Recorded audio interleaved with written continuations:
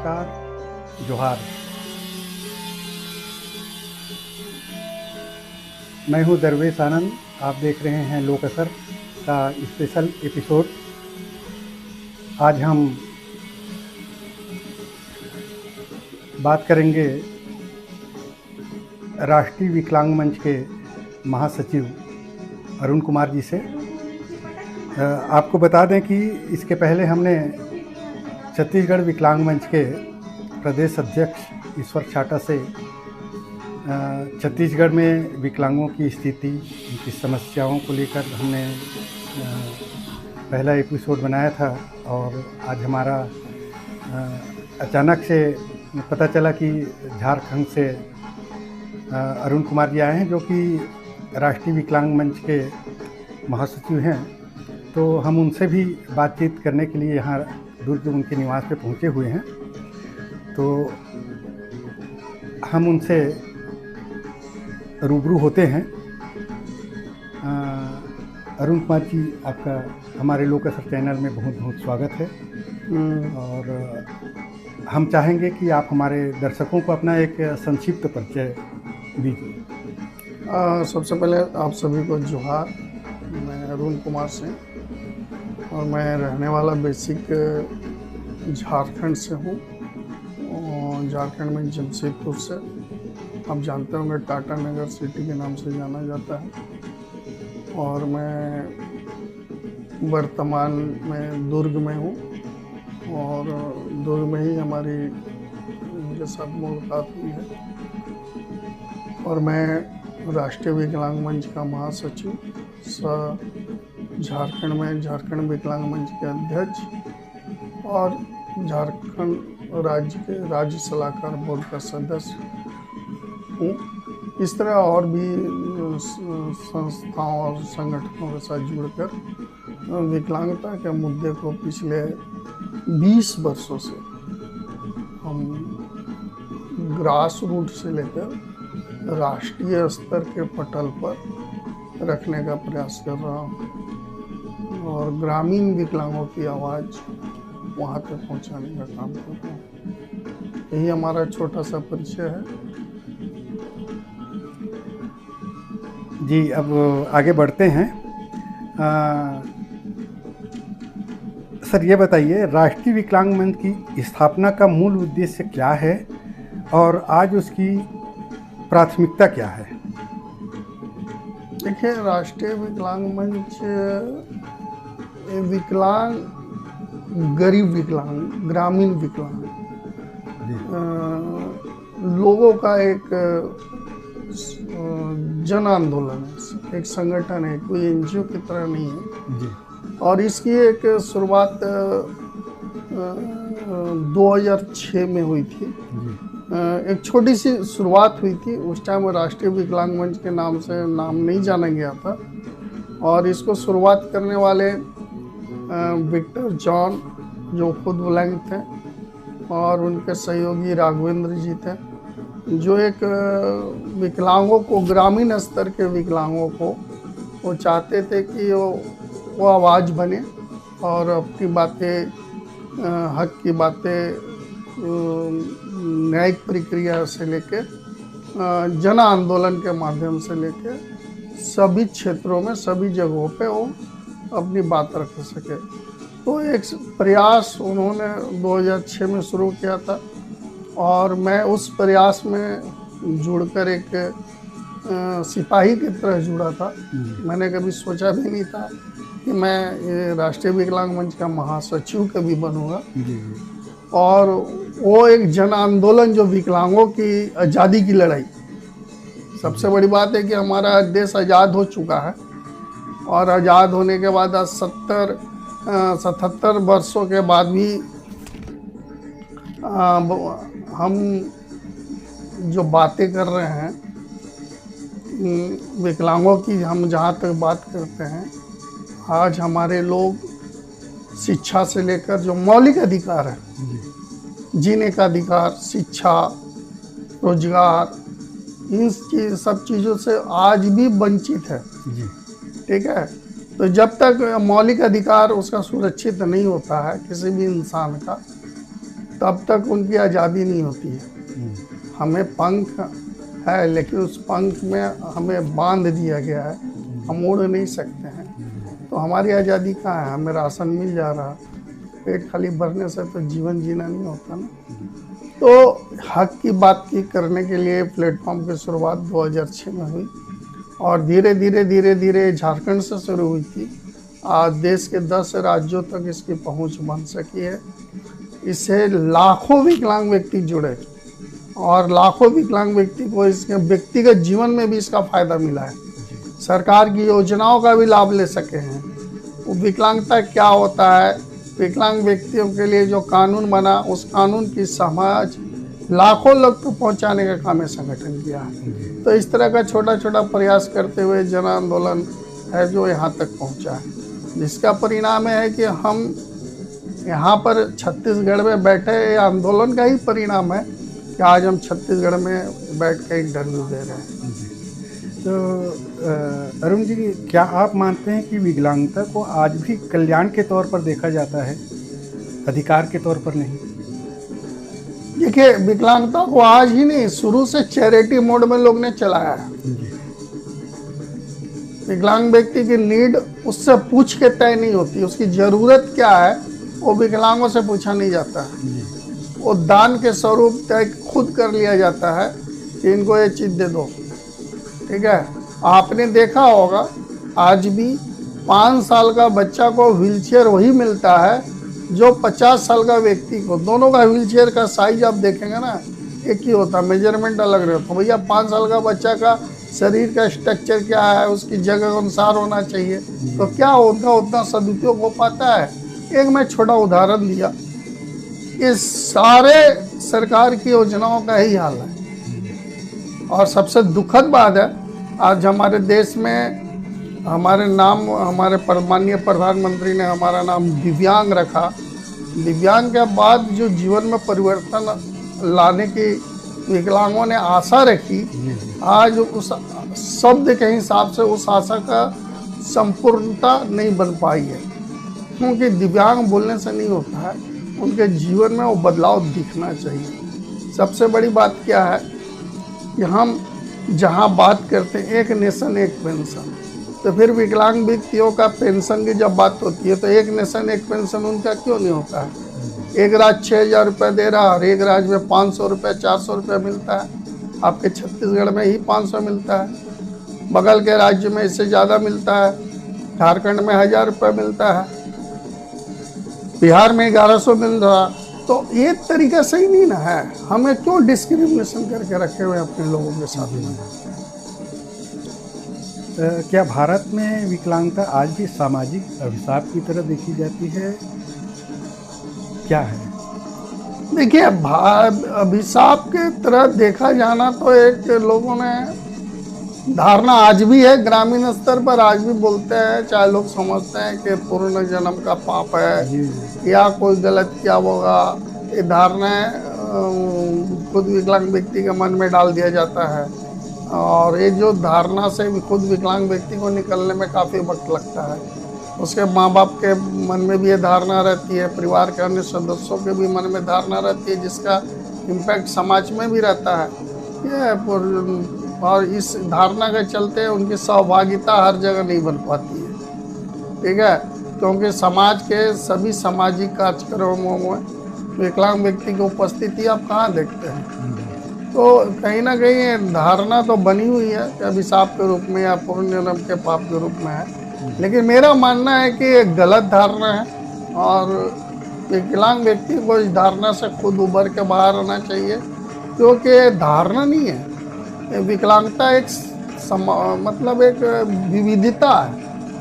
समाज में जिस तरह सभी तरह के लोग होते हैं, कोई लंबे हैं, कोई छोटे हैं, कोई मोटे हैं, कोई दुबले हैं, कोई पतले हैं, है ना, कोई काले हैं, कोई गोरे हैं, तो सब अलग है, लेकिन सभी को समाज ने अपनाया है। तो फिर विकलांग व्यक्ति के लिए फिर अभिशाप और वाली बात कहाँ से आ जाती है? तो एक गलत सोच है, इसको बदलने की ज़रूरत है और सहभागिता बढ़ाने की ज़रूरत है सभी जगह। हमें ये नहीं कह रहा कि यहाँ विकलांग व्यक्ति नहीं आ सकता, बहुत दिक्कत नहीं। अगर नहीं आ रहा तो आपको उसके लायक बनाना चाहिए। अगर वंचित है ये समाज की कमी है, इस देश के सिस्टम की कमी है। ये बताइए, सरकारी आंकड़ों और ज़मीनी हकीकत के बीच कितना बड़ा अंतर है? बहुत अंतर है, बहुत अंतर है। सरकार के पास सही आंकड़ा नहीं है। हम जिसकी बात करते हैं उसकी आंकड़ा ही नहीं है, और जब तक सही आंकड़ा नहीं होगा, विकलांगों के विकास के लिए बनने वाली पॉलिसियां अधूरी रह जाएगी। राज्यों की बीच जो खाई जो है, एक तरह से जैसे कुछ राज्यों में योजनाएं अपेक्षाकृत बेहतर क्यों हैं, क्यों दिखती है, और कुछ राज्यों में फेल क्यों है? देखिए, राज्यों की खामियां की बात क्या है ना, मैं इस पे सीधा बात रखना चाहता हूं कि पॉलिटिकल जो राजनीतिक विल पावर है ना, राजनीतिक पार्टी के या किसी राजनीतिक व्यक्ति के अंदर है ही नहीं। अगर कहीं पर कुछ बेहतर हुआ है तो वहाँ का राजनीतिक पावर इतना स्ट्रांग है, इतना बेहतर है वहाँ का लीडर का, कि उसने तो बोल्ड डिसीजन लिया है, और बोल्ड डिसीजन लेके उसका परिणाम वहाँ दिख रहा है कि विकलांगों के जीवन में उनकी भागीदारी बढ़ रही है। तो ये राजनीतिक इच्छा शक्ति जब तक नहीं परिवर्तन आएगा वहाँ के राजनेताओं के अंदर, उनकी विल पावर विकलांगता के लिए उतनी मजबूत नहीं होगी। जिस तरह और मुद्दों पर वो सोचते हैं, उस तरह इस मुद्दे पर जब तक नहीं सोचेंगे, जैसे वो बहुत सारे मुद्दे हैं, महिलाओं के मुद्दे, बच्चों के मुद्दे और माइनॉरिटी के मुद्दे, उसके बाद आदिवासी के मुद्दे, सारे मुद्दे पर जब आप बात रखते हैं तो विकलांग व्यक्ति के भी मुद्दे को ना चैरिटी से ऊपर उठ के बात करना होगा, और उसके लिए सरकार को पॉलिसी में बदलाव लाना होगा, और उसके लिए इच्छा शक्ति उनको मजबूत बनाना होगा। तभी दिखेगा। जिस राज्य की इच्छा शक्ति कमजोर होगी वहाँ के विकलांगों की स्थिति और दयनीय होगी। दक्षिण और उत्तर भारत, आदिवासी और शहरी राज्यों में इन सब में सबसे बड़ा फर्क क्या है विकलांगता को लेकर? शहरी और ग्रामीण या उत्तर और दक्षिण को अपन देखते हैं। देखिए, ग्रामीण स्तर में जो विकलांग व्यक्ति हैं उनके लाइफ में एक्सपोजर बहुत कम होता है। उनके जो पहुंच है, उनके दायरे जो हैं बहुत सीमित हैं। अगर गांव में किसी विकलांग व्यक्ति से जाके पूछा जाए छोटी सी छोटी जानकारी के बारे में कि आसपास के 10 गांव का नाम बता दो, शायद वो नहीं बता पाएगा। ठीक है, लेकिन वही आप शहर में जो विकलांग व्यक्ति है उनसे आप अगल बगल के कुछ लोकेशन का नाम आप जानने का कोशिश करोगे तो वो बताएंगे, क्योंकि थोड़ा एक्सपोजर की कमी है। और एक्सपोजर क्यों कमी है? क्योंकि जो मोबिलिटी है विकलांग व्यक्ति का वो इम्प्रूव नहीं होता है। जिस व्यक्ति का मोबिलिटी इम्प्रूव हो जाएगा उसका डेवलपमेंट अपने आप दिखने लगेगा। आज मैं यहाँ पर इंटरव्यू दे रहा हूँ ना, मैं पूरा देश घूमा, देश क्या विदेश भी गया। इसका मतलब है कि मेरे को लाइफ में जो एक्सपोजर मिलना चाहिए था, इस संगठन में जुड़ने के बाद एक्सपोजर बहुत तरह का मिला मुझे, और वो कॉन्फिडेंस हमारे अंदर आ गया। कभी मैं सोचता था कैसे मैं कहीं जाऊंगा आऊँगा, आज मैं अकेला पूरा घूमता हूँ, जाता हूँ, अपना काम करता हूँ, लोगों को लेके भी जाता हूँ। तो कहने का मतलब एक्सपोजर लाइफ में बहुत ज़रूरी है। उनको घर से बाहर निकालिए, है ना, गांव से बाहर लाइए। अगर वो गांव में सीमित है तो गांव से बाहर लाइए, अगर उस एरिया से सीमित है तो उनको बाहर एक्सपोजर दीजिए। और एक्सपोजर देने का काम परिवार, समाज, सरकार सबको होना चाहिए। आपने देखा होगा वृद्धों के लिए धार्मिक स्थल घूमने का बात है। अरे तो विकलांगों को भी घुमाओ ना, शिमला घुमाओ, क्यों खाली धार्मिक स्थल घुमाओगे? कश्मीर घुमा दो, अभी मैनपाट घुमा दो, हैं? तो एक्सपोजर दो ना ग्रामीण विकलांगों के लिए। और सिर्फ इसी घूमने का एक्सपोजर नहीं, आप इंडस्ट्रीज क्या होता है, एम्प्लॉयमेंट, नौकरी कैसे पा सकते हैं, कैरियर काउंसलिंग को लेकर ग्रामीण स्तर तक, पंचायत स्तर तक ये सब बातें होनी चाहिए और उनको मिलने चाहिए। तभी वो कैरियर के बारे में, पैसा का महत्व क्या है, इम्पोर्टेंस क्या है, ये तभी समझ आएगा और लोग इस पर विचार करना सीखेंगे। क्योंकि अभी ना टेक्नोलॉजी का ज़माना आ गया है। टेक्नोलॉजी विकलांग व्यक्ति के लिए एक तरह वरदान है, वरदान है। ठीक है। और मैं चाहता हूं कि विकलांग व्यक्ति टेक्नोलॉजी में मास्टर बने और सरकार इस पर बड़ी भूमिका निभाए, जो उनका जीवन स्तर और बेहतर सुधर सकता है। अभी के हालातों को अपन देखते हैं या आप महसूस करते हैं, तो ऐसा नहीं लगता कि एक ही देश में हम अलग नागरिकता में जी रहे हैं? वो तो लगता है, क्या महसूस होता है, दोहरी नागरिकता वाली बात है, ये तो महसूस होता ही है।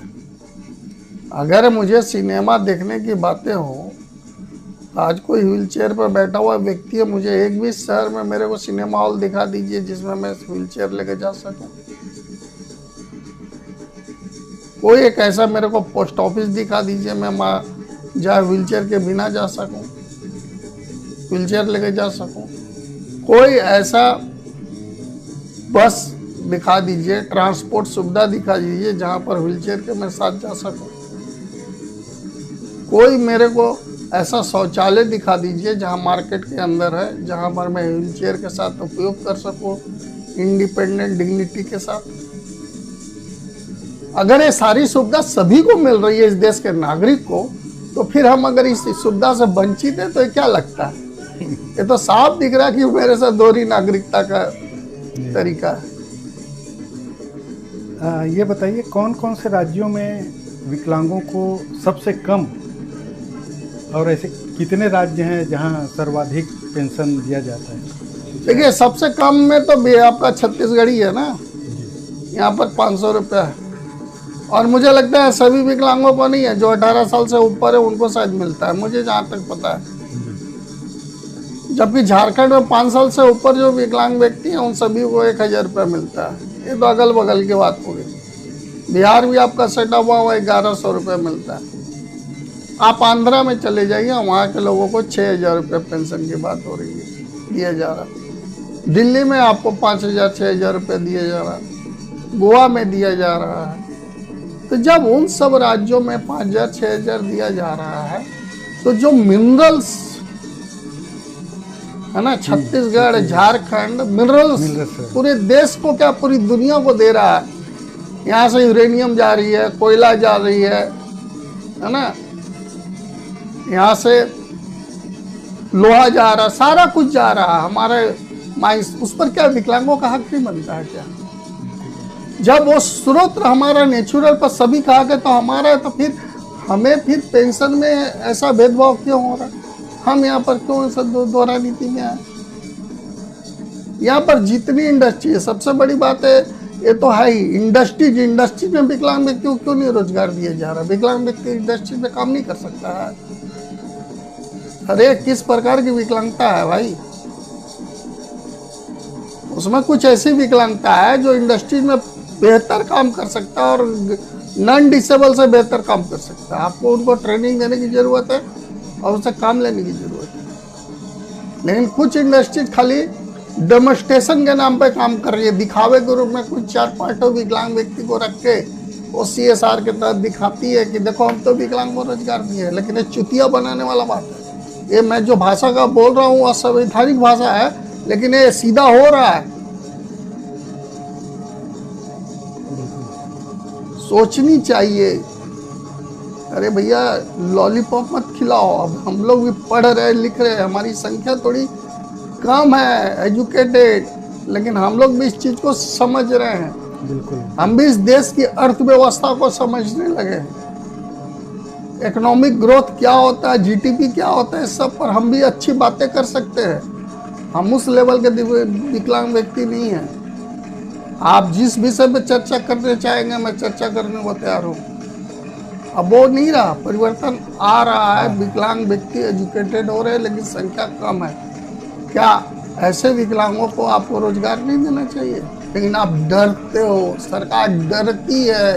उनके जगह 3-5 करके गैर विकलांगों को या अपने रिलेटिव को ये लोग भरने का काम कर रहे हैं। ये राजस्थान में वो सारे उदाहरण निकल के आ रही है, जांच चल रही है। छत्तीसगढ़ में भी जांच चल रही है, झारखंड में भी ऐसा हो रहा है, बिहार में भी ऐसा हो रहा है। सरकार अगर सही से सब सारे मुद्दे को जांच करे तो बहुत फर्जी विकलांग व्यक्ति जो हैं नौकरी लेके विकलांगों का हक को खाने का काम किया है। आपने सुना होगा एक IAS जिसको सस्पेंड कर दिया गया, फर्जी प्रमाण पत्र, अरे सस्पेंड करो तो क्या उसको जेल करो ना। सही सही। उसने हक मारने का काम किया है। और ऐसे लोगों का जो समाज के सबसे कमजोर वर्ग का व्यक्ति है, उसका हक खींचा है। तो ऐसे लोगों का हक मारे हो तो इस पर सरकार की इच्छा शक्ति इतनी कमजोर है कि वो कानूनी कार्रवाई भी सही से नहीं करती है। क्या पेंशन को न्यूनतम मजदूरी से जोड़ना जरूरी नहीं हो गया है आज?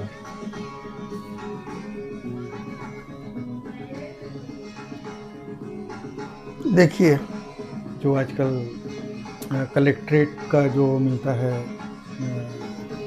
पर डे का, उस तरह से इस तरह मनरेगा में आपको रोजगार नहीं मिला तो बेरोजगारी भत्ता मिलता है।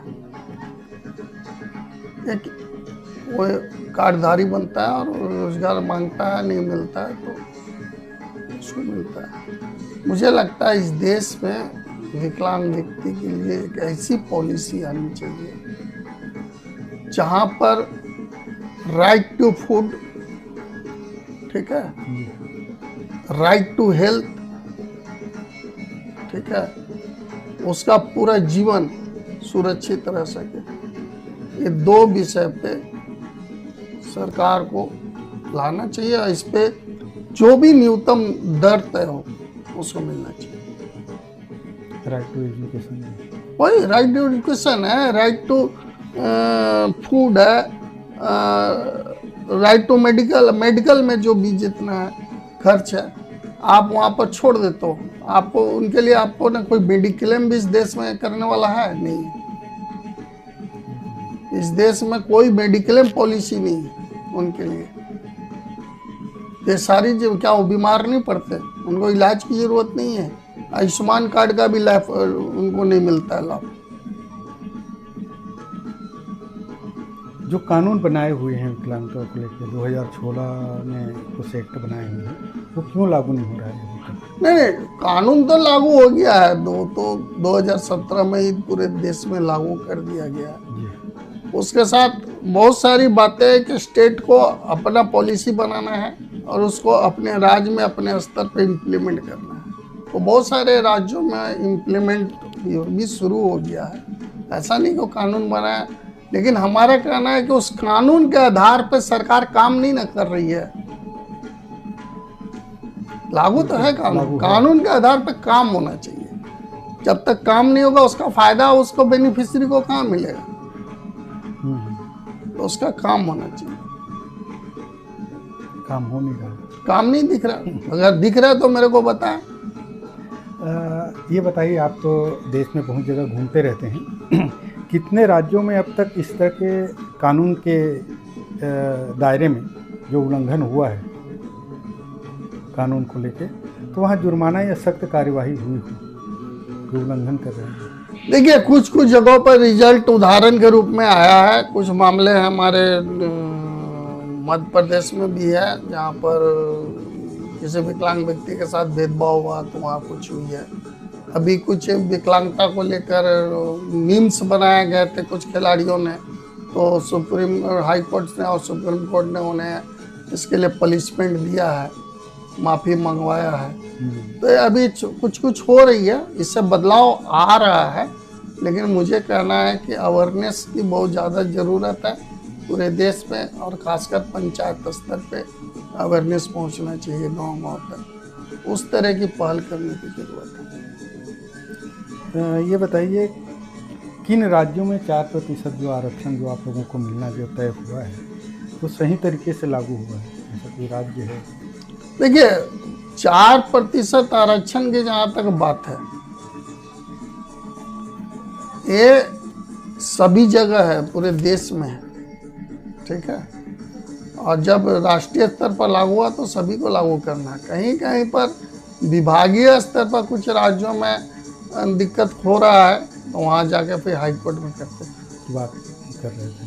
तो 4% आरक्षण तो मतलब पूरे देश में लागू है, और कहीं कहीं राज्य स्तर में विभागीय स्तर पे जो नियुक्तियां हो रही है ना, उसमें सरकार किसी विभाग में विज्ञापन में निकालती है, किसी में छोड़ भी देती है, लेकिन ऐसा नहीं होना चाहिए। तो राज्य में राज्यों की पॉलिसी बननी चाहिए, पॉलिसी का पालन होना चाहिए। तो दिक्कत है कि उसको पालन कराने के लिए आदमी को हाई कोर्ट तक जाना पड़ता है, तो यही दुर्भाग्य है।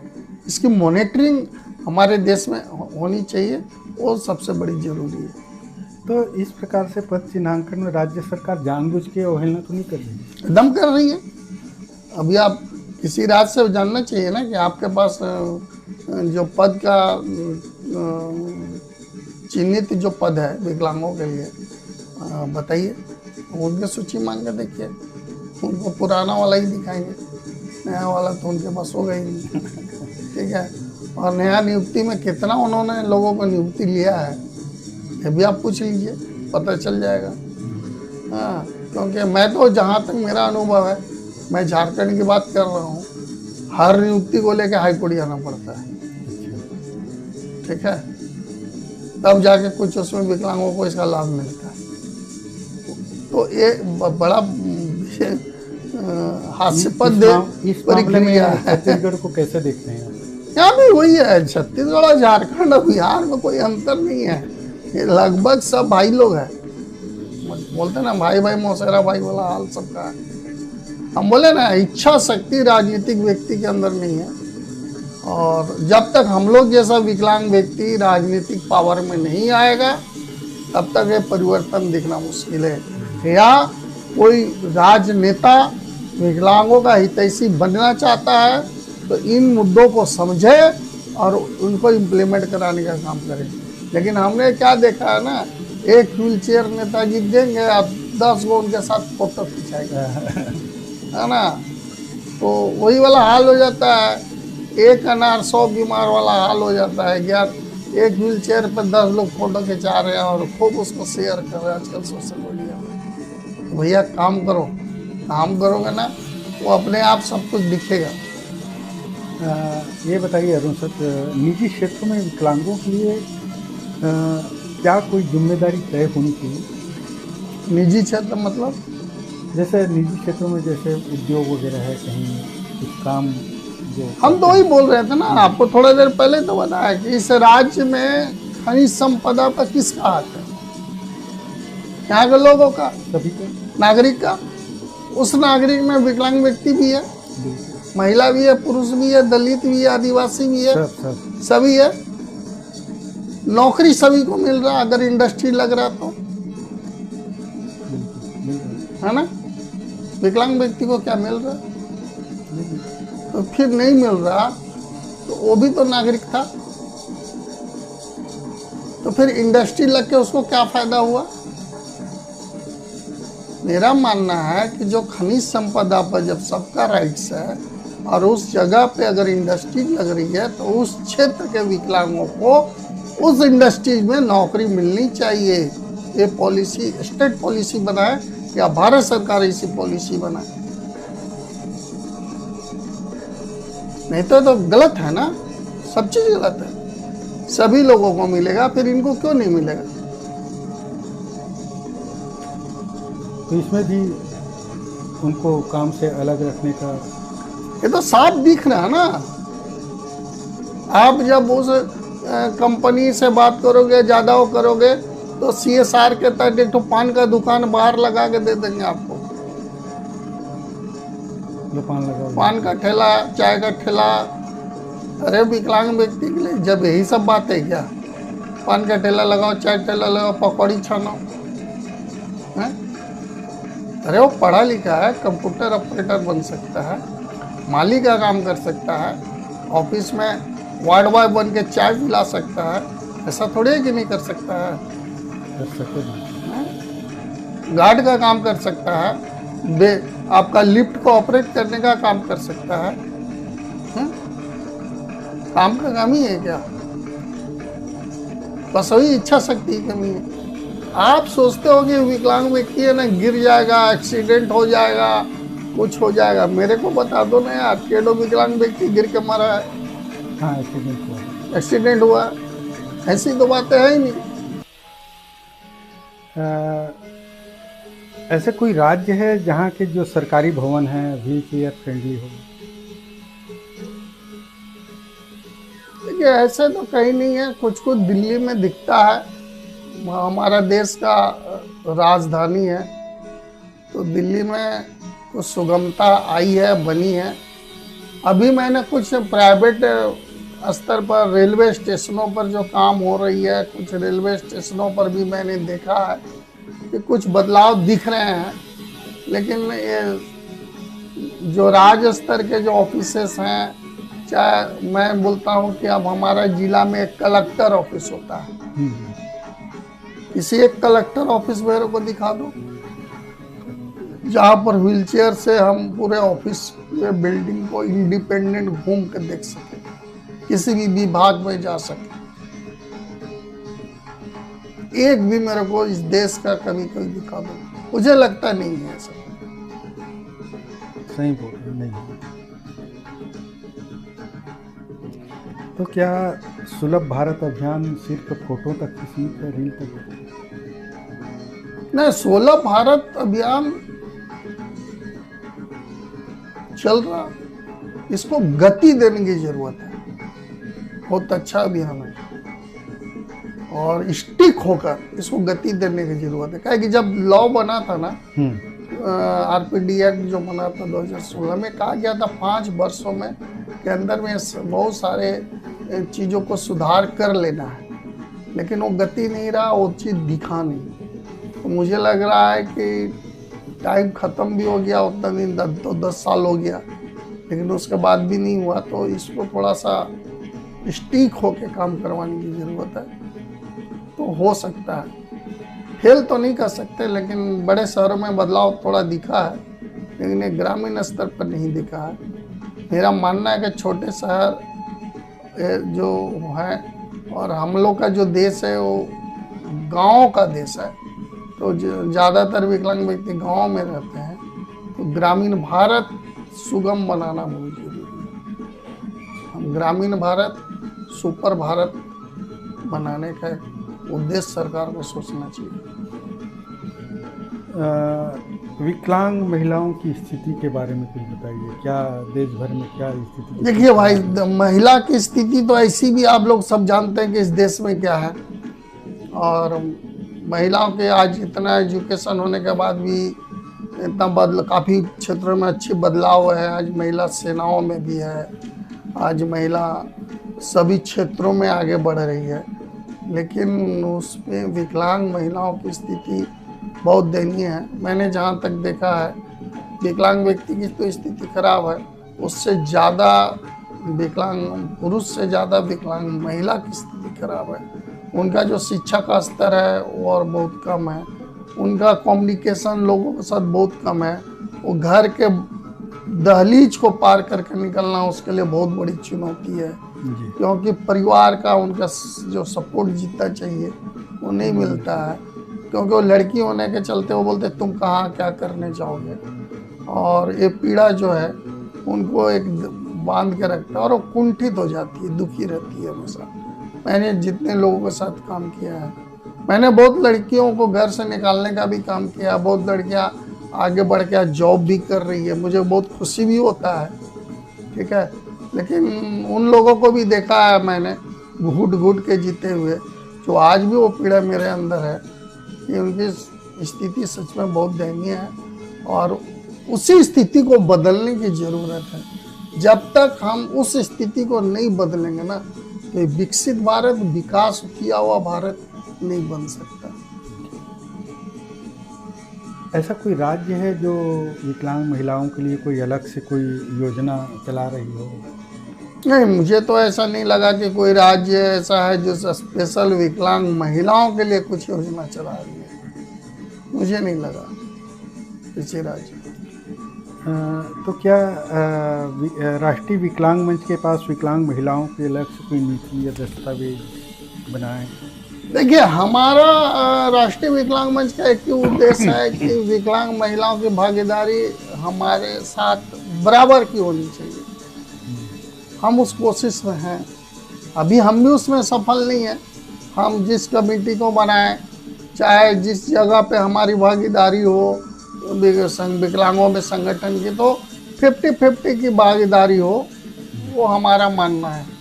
ठीक है, लेकिन हम भी अभी उस पर असफल हैं, क्या कि काफ़ी प्रयासों के बाद हम लोग निकालने का प्रयास करते हैं, लेकिन फिर बहुत सारे उनके जीवन में व्यक्तिगत चुनौतियां होती हैं, जिसके चलते साथ छूट जाते हैं, या कुछ लोग दम से दूर हो जाते हैं, कुछ लोग साथ चलते भी हैं, तो उसकी कमी रहती है।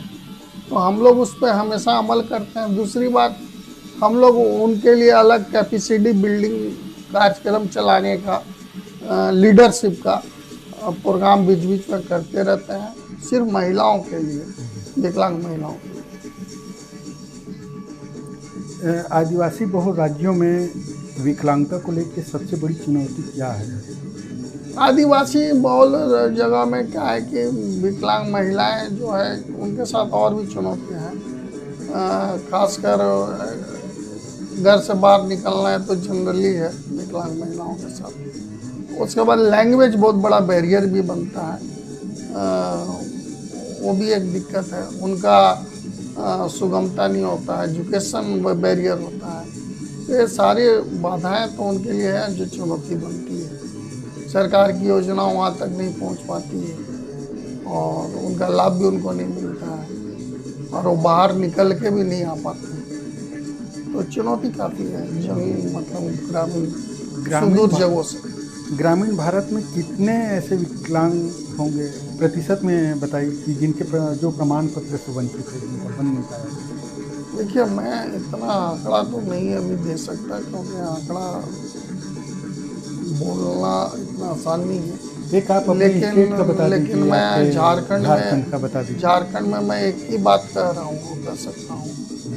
सेंसेक्स 2016 में झारखंड में 7,60,000 के लगभग आंकड़ा है विकलांगों को, 2011 के सेंसेक्स के आधार पर। और आप सोचिए, करीब झारखंड में जो विकलांग व्यक्ति है उनको पेंशन मिलता है करीब 2 लाख भी नहीं है, करीब 2 लाख। तो आप समझ जाइए जो 5,60,000 जो विकलांग व्यक्ति हैं, उनके पास क्या सर्टिफिकेट है, अगर नहीं है तो अगर है तो फिर सरकार क्यों नहीं उनको लाभ दे रही है। तो समझने के लिए है, मैं इस पर ज़्यादा खुल के नहीं बोलूँगा, लेकिन इतना साफ है कि आपको मैं बता दूं कि झारखंड में सर्टिफिकेट जो ब्लाइंड व्यक्ति है और जो लोकोमोटर है, हाथ पैर से हड्डी से विकलांग, जो आँख से जो दिखने वाला विकलांगता है, उनका सर्टिफिकेट आसानी से बन जाता है। लेकिन जो कान से, जिनको दिक्कत है, मुंह से दिक्कत है, ऐसे लोगों को ऑडियोमेट्रिक टेस्ट नहीं हो पाता है, क्योंकि ऑडियोमेट्रिक टेस्ट करने का जिला में व्यवस्था नहीं है। तो वहाँ के जो डॉक्टर हैं, जांच करने के जो ENT डॉक्टर हैं, वो हर सभी जिलों में नहीं है, तो सर्टिफिकेट उनका नहीं बनता है। सभी जिलों में जो मेंटल वाले इशू हैं, उनका सर्टिफिकेट नहीं बनता है। लर्निंग डिसेबिलिटी, इंटेलेक्चुअल डिसेबिलिटी वाले लोग हैं, उसका जिला में डॉक्टर नहीं होने के चलते सब नहीं बन पाता है। तो आपको समझना चाहिए कि कितने लोगों का नहीं बन पा रहा, तो कितना संख्या बाकी रहता होगा। तो 100% तो कभी कहीं नहीं है, और मुझे लगता है 50% लोगों का नहीं बना है। अपन जवाबदेही की बात देखते हैं, तो केंद्र, राज्य या जिला, आखिर जवाबदेही किसकी है? इसकी जिम्मेवारी तो कोई लेता नहीं है ना। जवाबदेही, देखिए, ये व्यवस्था जो है लोकतंत्र व्यवस्था है, और मेरा जो मानना है, मैं किसी विद्वान व्यक्ति, किसी प्रोफेसर, किसी अधिकारी की बात नहीं कर रहा, जवाबदेही किसका होना चाहिए। मेरा जो सोचना है, ये देश पूरी लोकतंत्र व्यवस्था से चलती है। उस लोकतंत्र व्यवस्था में मैं एक मतदान इसलिए करता हूँ कि ये व्यक्ति चुन के जाएगा और सबके हित की बात करेगा, सबका बारे में सोचेगा। अगर विकलांग व्यक्ति अगर उन सब चीज़ों से वंचित रहा है और रह रहा है, तो इसकी जवाबदेही राजनीतिक व्यक्ति हैं जो चुनाव जीत कर पार्लियामेंट में बैठते हों या विधानसभा में बैठते हों या पंचायत में बैठते हों, इनकी जवाबदेही है। अगर ये देश में विकलांगों की स्थिति की दशा दुर्दशा आज जो भी है, इसकी पूरी जवाबदेही इन लोगों की होनी चाहिए। सवाल तो बहुत है और हम और भी बहुत कुछ जानना चाहते हैं। हम चलते चलते आपसे 2 सवाल और करेंगे। एक तो ये कि आप विकलांग जो लोग हैं, महिला पुरुष जो भी हैं, उनको आप क्या संदेश देना चाहेंगे, एक। और दूसरा ये, अभी तक आप बहुत जगह सम्मानित हुए हैं, देश में विदेश में भी, तो उस पर भी आप अपनी बात रखने का। देखिए पहले सम्मान के बारे में बता दीजिए, उसके बाद संदेश। देखिए सम्मान क्या है, मैं सम्मान, मेरा सबसे बड़ा सम्मान मेरे विकलांग भाई बहन है, जो मेरी जहाँ तक आवाज़ जा रही है, जो वीडियो पहुँच रही है, और मैं 10 राज्यों में मैंने जो बोला, और जहाँ मैं जाता हूँ मेरे विकलांग भाई बहन मिलते हैं और वो जो प्यार देते हैं वो मेरे लिए अनमोल है।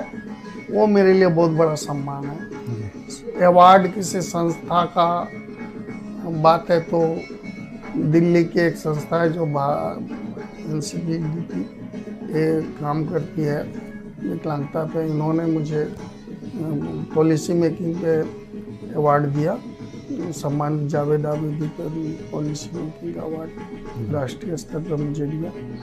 टाटा स्टील फाउंडेशन ने भी मुझे अवार्ड देकर सम्मानित किया, झारखंड सरकार ने भी सम्मानित किया, और बहुत सारे जिला के में भी मुझे सम्मान दिया गया, जिला स्तरीय। 7वीं निर्वाचन डिपार्टमेंट ने भी मुझे सम्मान दिया।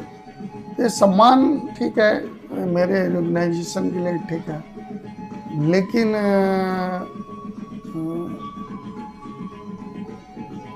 सबसे बड़ी बात क्या है कि मेरे लिए सबसे बड़ा सम्मान ये हमारे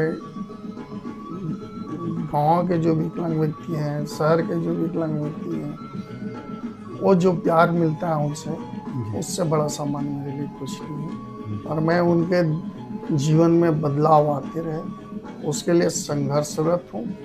और मैं आपको बता दूँ, मैं बहुत जल्दी कुछ नया ऐसा लाने वाला हूँ कि जो विकलांग व्यक्ति इस देश के अंदर आर्थिक रूप से सशक्त होगा।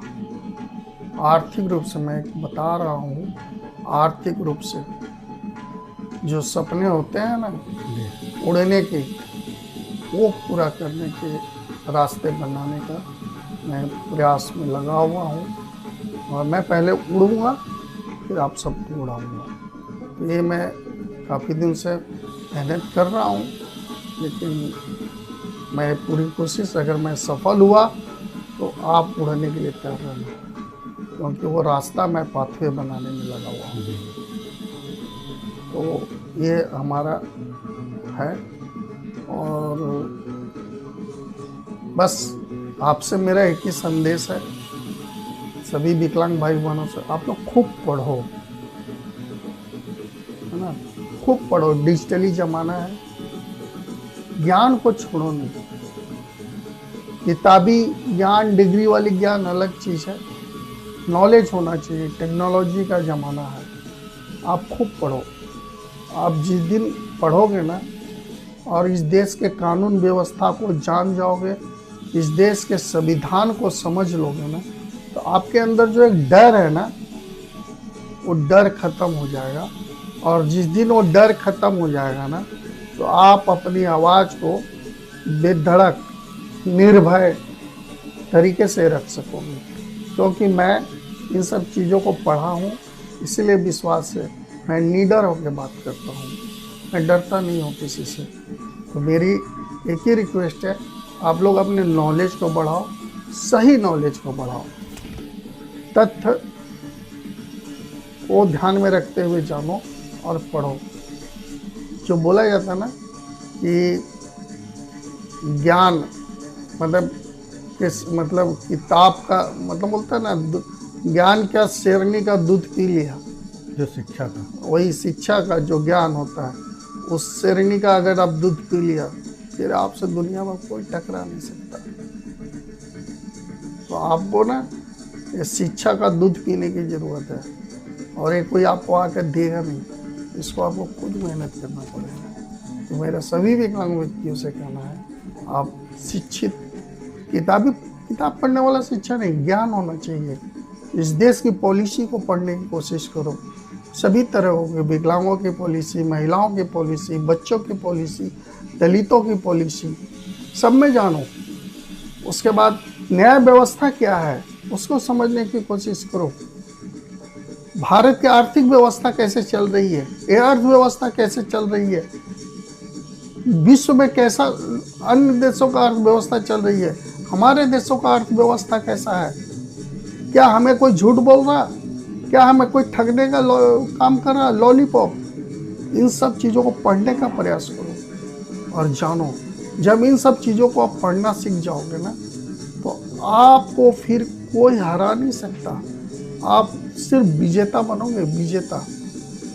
तो विजेता बनना है तो इन सब चीज़ों को जानना बहुत जरूरी। कुछ बातें हमसे छुट्टी होगी, हमारी इंग्लिश अच्छी उतनी नहीं है, शब्द का उच्चारण में गलती हो सकता है, लेकिन इतना जान लो, पढ़ने का कोशिश करो। मैं भी पढ़ता हूँ, आज भी मैं पढ़ता ही रहता हूँ बहुत सारी चीज़ें। तो आप भी पढ़ो, आपको बहुत ताकत मिलेगा।